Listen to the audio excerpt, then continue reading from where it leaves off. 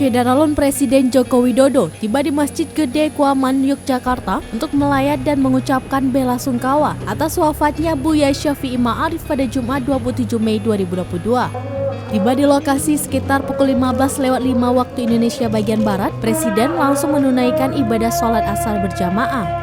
Setelahnya, Presiden melakukan salat jenazah berjamaah dengan Imam Ketua Umum PP Muhammadiyah, Haidar Nasir. Dalam sambutannya, Jokowi menyebut sosok Buya Syafi'i Ma'arif sebagai guru bangsa yang hidup dalam kesederhanaan. Kepala negara pun mengajak masyarakat Indonesia untuk mendoakan almarhum agar mendapat tempat terbaik di sisi Allah Subhanahu wa Ta'ala. Setelah proses penghormatan terakhir selesai, Jokowi berpamitan dengan istri almarhum, kemudian turut mengantarkan jenazah keluar masjid menuju mobil jenazah. Jenazah Buya Syafi'i Ma'arif dimakamkan di pemakaman Muhammadiyah, Kulon Progo, Yogyakarta.